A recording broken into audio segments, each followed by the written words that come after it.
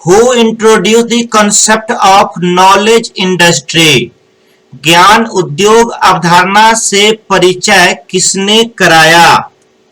पहला है first option Peter Drucker, second है फ्रिट्ज मैकल्यूब, सी है मार्च पोरेट, डी है विलियम सफेडी। आप लोग जल्दी से बताइए कौन सा ऑप्शन सही है। जी, बी जो है इसका सही उत्तर है। कौन सा है? फ्रिट्ज मैकल्यूब।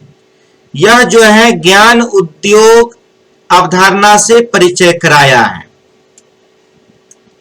पीटर ड्रकर जो है 1954 में मैनेजमेंट ऑफ ऑब्जेक्टिव एमबीओ की अवधारणा को प्रस्तुत किया और मार्च पोरेट जो है 1908 में एप्पल कंप्यूटर में एक आइडिया लेकर आए कि जनरल मैजिक में विकसित किया जाए। तब से एप्पल जो है जनरल मैजिक में विकसित किया गया है। तो इसमें कह रहा है ज्ञान उद्योग अवधारणा, तो ज्ञान उद्योग अवधारणा जो है फ्रिट्ज मैकल्यूब ने परिचय इनका दिया था। नेक्स्ट क्वेश्चन है when the last print version of encyclopedia Britannica was published, encyclopedia Britannica के अंतिम मुद्रित संस्करण का प्रकाशन कब हुआ था? जल्दी बताइए आप लोग। इसके चार ऑप्शन में से कौन सा सही ऑप्शन है?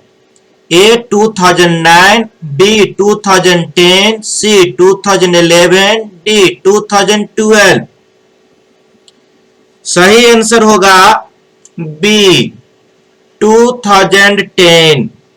एनसाइक्लोपीडिया ब्रिटानिका के अंतिम मुद्रित 15वां संस्करण का प्रकाशन जो है 2010 में हुआ। इसके बाद जो है यह बंद कर दिया गया। नेक्स्ट क्वेश्चन है identity the place where IFLA was first found, IFLA सर्वप्रथम किस स्थान पर स्थापित किया गया था? कहां ध्यान है आपका? यहां पे चार ऑप्शन दिया गया है। पहला है दी हंग नीदरलैंड, दूसरा है एडिनबर्ग स्कॉटलैंड, तीसरा है हेलसिंक फिनलैंड और चौथा है डी लंदन। तो इसमें से कौन सा सही ऑप्शन है? जल्दी से बताइए आप लोग, कमेंट कीजिए। जी, इसका सही आंसर होगा बी।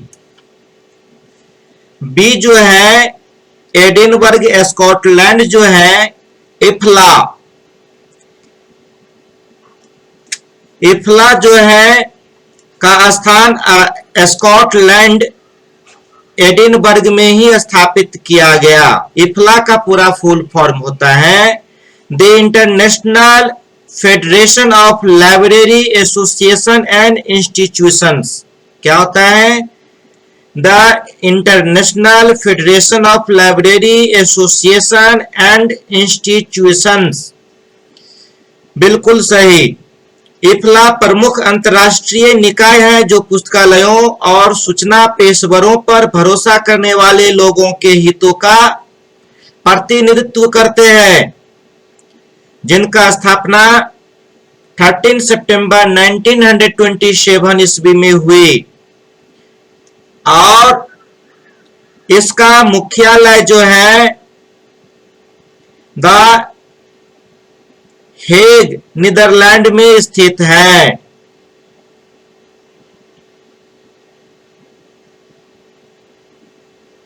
लेकिन यह सर्वप्रथम जो है एडिनबर्ग स्कॉटलैंड में स्थापित किया गया था। यहां पर आपको क्वेश्चन पूछ रहा है कि इफला सर्वप्रथम किस स्थान पर स्थापित किया गया था, इसलिए इसका सही आंसर क्या होगा?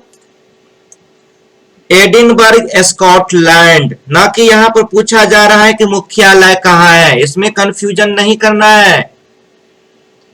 अगर मुख्यालय पूछा जाए तो द हेग नीदरलैंड होगा इसका आंसर। लेकिन यह पहला किस स्थान पर स्थापित किया गया पहली बार, तो ये एडिनबर्ग स्कॉटलैंड में। नेक्स्ट क्वेश्चन है, information for all programme was launched by. Information for all programme IFAP किसने प्रारंभ किया था? इफला ने, लाइब्रेरी ऑफ कांग्रेस ने, OCLC ने, यूनेस्को ने। तो यह information for all programme IFAP जो है यूनेस्को के द्वारा, किसके द्वारा? यूनेस्को के द्वारा 2001 ईस्वी में शुरू किया गया। यह OCLC online computer library centre जो है एक गैर लाभकारी सदस्यता कंप्यूटर पुस्तकालय सेवा और अनुसंधान संगठन है जो अग्रसर सार्वजनिक परियोजनाओं के लिए दुनिया की जानकारी तक पहुंच और सूचना की लागत कम करने के लिए स्थापित होता है। और 1967 में ओहियो कॉलेज लाइब्रेरी सेंटर के रूप में स्थापित किया गया था। OCLC और उसके सदस्य पुस्तकालय दुनिया में सबसे बड़े online public access catalogue OPAC जो है का सहयोगात्मक उत्पादन और अनुरक्षण करते हैं। इनका मुख्यालय ओहियो USA में अवस्थित है। लेकिन यहां पर पूछा जा रहा है कि information for all programme IFAP किसने प्रारंभ किया था? तो यह यूनेस्को के द्वारा प्रारंभ किया गया था। नेक्स्ट क्वेश्चन है, a cross reference that gives an indexer complete control over the cross index is known as. प्रतिनिर्देश जो अनुक्रमणिका को सूची अनुक्रमणिका के प्रतिनिर्देशों पर पूरा नियंत्रण देता है, क्या कहलाता है? तो यह जो है इनवर्टेड क्रॉस रेफरेंस कहलाता है। क्या कहलाता है? Inverted cross reference. विषय पर्यष्ट इनवर्टेड प्रतिनिर्देश जिसे कहा जाता है। यह प्रतिनिर्देश जो अनुक्रमणिका को सूची या अनुक्रमणिका के प्रतिनिर्देशों पर पूरा नियंत्रण देता है, विषयस्थ इनवर्टेड प्रतिनिर्देश कहलाता है। नेक्स्ट क्वेश्चन है, डीमैक इज द एक्रोनिम फॉर। डीमैक किसके लिए परिवर्णी शब्द है? जल्दी से बताइए आप लोग, डीमैक जो है किसके लिए परिवर्णी शब्द है? डीमैक का मतलब होता है define, measure, analyse, improve and control. D4 होता है डिफाइन, M4 होता है मेजर, A4 होता है एनालाइज, I4 होता है इंप्रूव एंड C4 होता है कंट्रोल। यही जो है 5 लेटर से बना हुआ है डीमैक, अर्थात define, measure, analyse, improve and control. तो इसके लिए परिवर्णी शब्द कौन सा होगा? अब आप लोग बता दीजिए। यही है, कौन सा है यह? B, define, measure, analyse, improve and control. यह मौजूदा प्रक्रिया में सुधार के लिए 6 सिग्मा उपकरण होता है। यह कैसा है डीमैक? तो यह 6 सिग्मा उपकरण है जिसे डेमकमुक भी कहा जाता है। डीमैक को क्या कहा जाता है? डेमकमुक। और यह किस प्रकार का उपकरण है? सिग्मा, 6 सिग्मा उपकरण है यह जो है डेमकमुक के नाम से भी जाना जाता है। और जब कोई प्रक्रिया उच्च गुणवत्ता वाले परिणाम का उत्पादन करने में विफल रहती है तो यह नियंत्रण करने में काम आती है, अर्थात यह नियंत्रण करने का काम करता है। नेक्स्ट क्वेश्चन है, ए टेम्पलेट इज ए। टेम्पलेट क्या है? टेम्पलेट जो है एक संरचनात्मक विनिर्देशन होता है। स्ट्रक्चरल स्पेसिफिकेशन क्या होता है? यह स्ट्रक्चरल स्पेसिफिकेशन। टेम्पलेट एक संरचनात्मक विनिर्देशन है। यह एक टेम्पलेट एक प्रकार की फाइल होता है जो एक नया दस्तावेज के लिए एक प्रारंभिक बिंदु के रूप में कार्य करता है। जब आप कोई टेम्पलेट खोलते हैं तो यह किसी तरह के पूर्व स्वरूपित होता है।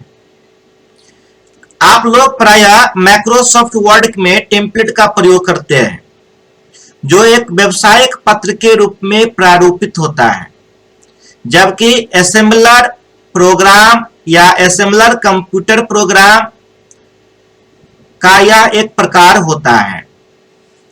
तो यह इसका सही आंसर जो होगा ए होगा, न कि सी होगा। असेंबलर प्रोग्राम क्या होगा? स्ट्रक्चरल स्पेसिफिकेशन होता है। Next question, the mode of displaying graphic information pixel by pixel with bits in main memories. मुख्य स्मृति में दयांक के साथ पिक्सल दर पिक्सल द्वारा ग्राफिक सूचना प्रदर्शित करने का तरीका है। क्या होता है? Bit handling, bit mapping, bit pattern, bit matrix. जल्दी से बताइए आप लोग, सही ऑप्शन कौन सा होगा? जी, बिट मैपिंग जो होता है, बिट मैपिंग यह मुख्य मेमोरी में बिट के साथ पिक्सल दर पिक्सल द्वारा ग्राफिक सूचना प्रदर्शित करने का एक तरीका होता है। यह मानचित्रीकरण, बिट मानचित्रीकरण होता है। जबकि बिट हैंडलिंग जो होता है, बिट हैंडलिंग के द्वारा प्रोग्राम को व्यावसायिक रूप में संचालित की जाती है। नेक्स्ट क्वेश्चन है, Delphi technique was first discussed in monograph by. Monograph में डेल्फी तकनीक का विवेचन सर्वप्रथम किसके द्वारा किया गया था? यहां पर 4 ऑप्शन है। पहला है ओ हेलमेर, बी है ई नागेल, सी है डी एम पॉटर, डी है जे एच सेरा। जल्दी से बताइए आप लोग, किसने किया था मोनोग्राफ में डेल्फी तकनीक का विवेचन? ए होगा, ओ हेलमर ने मोनोग्राफ में डेल्फी तकनीक का विवेचन सर्वप्रथम किया था। कहां ध्यान है आपका? क्या सोच रहे हैं? इधर ध्यान दीजिए। ओ हेलमेल जो है, यह ओ हेलमेल जो है मोनोग्राफ में डेल्फी टेक्निक का विवेचन सर्वप्रथम किया था। मूल रूप से डेल्फी विधि की कल्पना 1950 में रैड कॉर्पोरेशन के ओलाफ हेल्मर और नॉर्मन डेल्फी ने की थी। किसने की थी? ओलाफ हेल्मर और नॉर्मन डेल्फी ने। यह एक पूर्वानुमान प्रक्रिया है जो विशेषज्ञों के एक पैनल को भेजे गए प्रश्नावली के कई राउंड के परिणामों के आधार पर होती है। क्या होती है? यह जो प्रश्नावली का कई राउंड का जो परिणाम रिजल्ट होता है उसी के बेस पर यह आधारित होता है। प्रश्नावली के कई दौर, चाहे वह विशेषज्ञों के समूह के द्वारा भेजा गया हो या अनाम प्रतिक्रियाओं के प्रत्येक दौरे के बाद समूह के साथ एक जगह इकट्ठा किया गया हो या साझा किया गया हो, यह सभी जो है पूर्वानुमान प्रक्रिया होता है जो विशेषज्ञों के एक पैनल को भेजा जाता है। विशेषज्ञों को उनके उत्तर को बाद के दौर में समायोजित करने की अनुमति होती है। तो ये मोनोग्राफ में डेल्फी टेक्निक का विवेचन जो है किसने किया था? ओ हेल्मर ने। गुड। नेक्स्ट क्वेश्चन है, the service that helps the students to acquire soft skills, writing skills and jobs oriented skills is. विद्यार्थी को सॉफ्ट स्किल, लेखन कौशल और नौकरी उन्मुखी कौशल अर्जित करने में सहायक करने वाली सेवा है। कौन सी सेवा है? ए ऑप्शन है रीडर एडवाइजरी, बी है कैरियर गाइडेंस, सी है रेफरल सर्विस, डी है यूजर एजुकेशन। जल्दी से बताइए आप लोग, रीडर एडवाइजरी क्या होता है? रीडर एडवाइजरी जो होता है, पाठकों की सलाह एक ऐसी सेवा है जिसमें प्रत्यक्ष या अप्रत्यक्ष साधनों के माध्यम से एक पाठक को कथा और गैर शीर्षक किताब का सुझाव देना शामिल होता है। यह सेवा एक मौलिक पुस्तकालय सेवा होता है। कौन सा सेवा? Reader advisory. जबकि बी जो है कैरियर गाइडेंस जो होता है, यह विद्यार्थियों को सॉफ्ट स्किल, लेखन कौशल और नौकरी उन्मुखी कौशल अर्जित करने में सहायक करने वाली कैरियर गाइडेंस होता है। आप समझ गए होइएगा कि इसका आंसर सही कौन सा हो गया? बी। बी जो है कैरियर गाइडेंस हुआ। जबकि वही सी ऑप्शन जो है रेफरल सर्विस। रेफरल सर्विस क्या होता है? यह रेफरल सेवा एक प्रकार की संदर्भ सेवा होता है जिसमें एक सूचना साधक होती है। लाइब्रेरी के बाहर किसी एजेंसी या विशेषज्ञों को निर्देशित किया जाता है जहां से जानकारी मिलती है, प्राप्त किया जा सकता है। वही डी ऑप्शन जो है यूजर एजुकेशन। यूजर एजुकेशन क्या होता है? यह उपयोगिता शिक्षा, उपयोगकर्ता शिक्षा सभी प्रकार की गतिविधियों को शामिल करती है जिसके बारे में हमें सिखाने के लिए डिजाइन किया गया है। पुस्तकालय सेवाओं, सुविधाओं और पुस्तकालय संसाधनों और खोज के संगठन रणनीति होती है।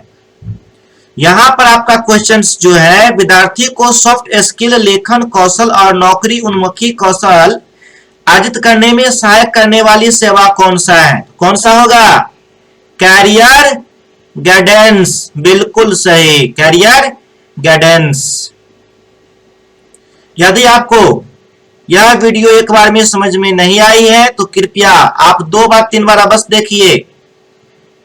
मैं आप लोग को पूरे जितने भी क्वेश्चंस बताता हूं यह इंपॉर्टेंट क्वेश्चंस है।